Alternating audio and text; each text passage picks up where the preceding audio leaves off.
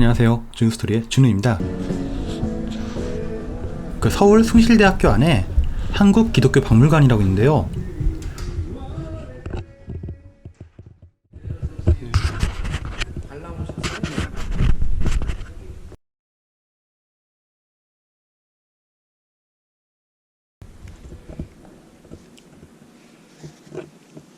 일반인들. 예. 이름 성함만 적으시면 돼요. 네, 감사합니다. 네. 이곳에 가서 제일 먼저 이제 맞이하게 될 유물이 바로 조금은 이제 생소한 돌 십자가입니다. 바로 경교를 나타내고 있습니다.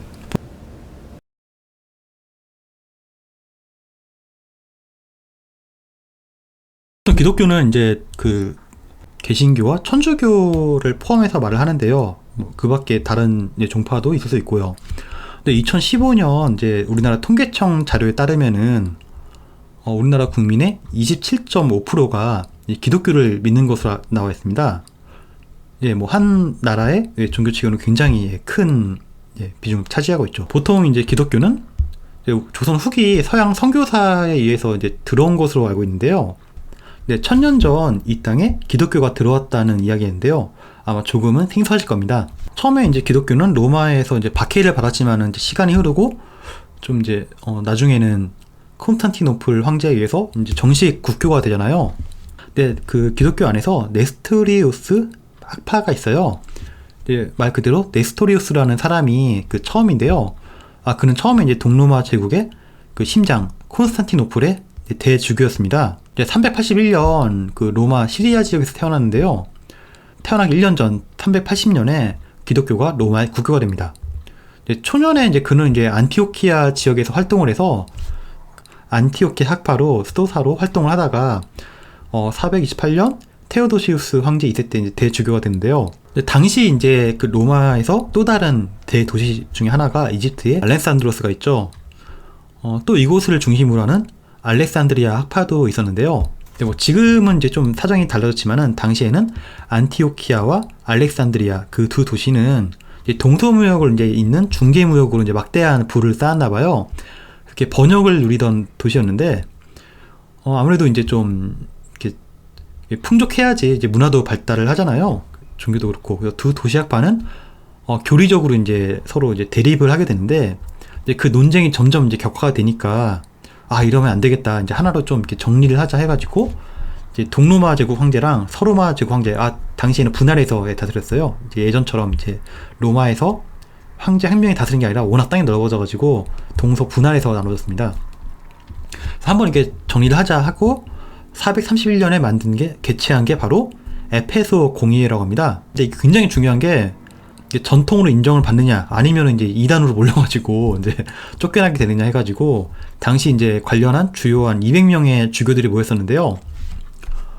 근데 하필 근데 네스토리우스 학파를 지지하는 주교들이 이제 좀 교통상의 문제로 그 에베소 공의회에 늦어지게 되었습니다.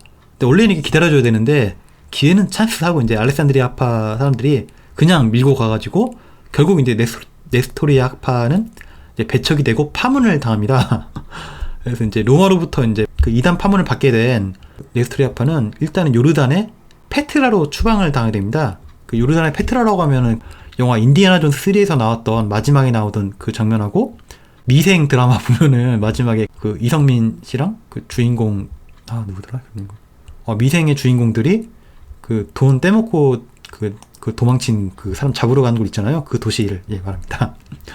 근데 끝내 이제 노력을 했지만은 복권이 되지 못하고 451년에 이제 네스토리아 그 전 주교는 이제 생을 마감하게 되고 그 제자들은 더 이상 이제 그 로마 제국에서 포교를 할 수 없잖아요. 점점 이제 동쪽으로 포교 활동을 넓혀 나가는데요. 근데 지금도 이제 선교 활동이 굉장히 위험한데 당시는 말할 것도 없죠. 그래서 근데 열심히 포교 활동을 해서 중앙아시아 그리고 인도를 거쳐서 중국으로 가게 되는데요. 근데 그 와중에 이제 몽골의 케레이트족 그 족장이 이 네스토리우스 학파 이 종교의 세례를 받는 일이 생깁니다. 1009년 징기스칸이 태어나기 딱 150년 전에 근데 그 당시 근데 보통 몽골은 5개 정도의 주요 이제 그 부족인데요.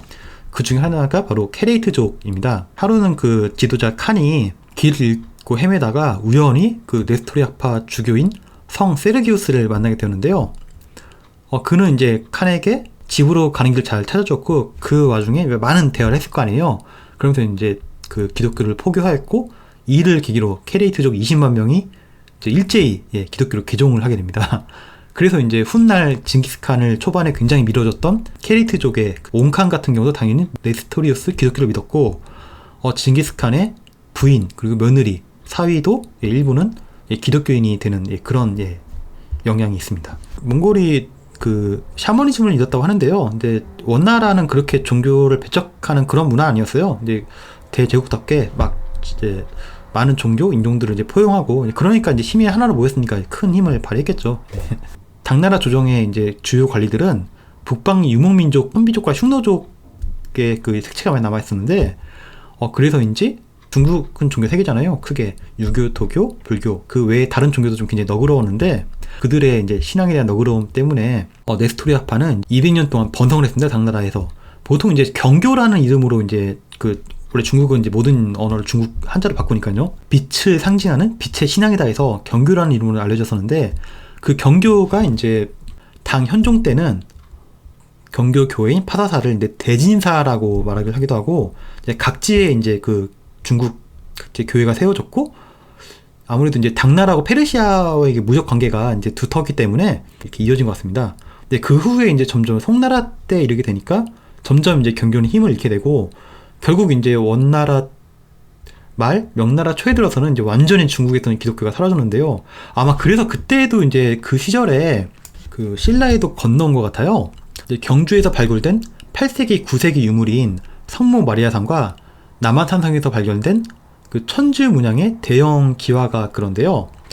그리고 좀 놀라운 점이 몇 년 전에 밝혀진 것이 그 경주 부국사 있잖아요. 그 경내에서 그 돌 십자가와 그 동제 십자무늬 장식, 마리아상이 이제 발굴이 되었어요.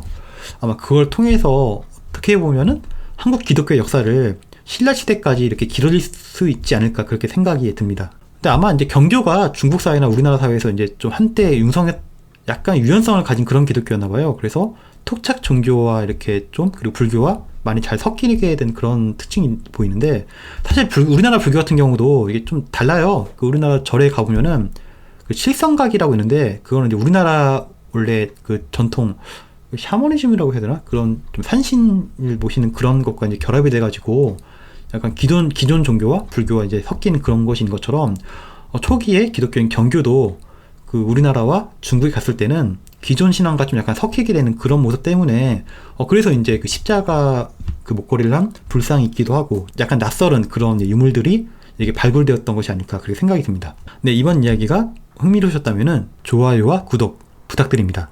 감사합니다.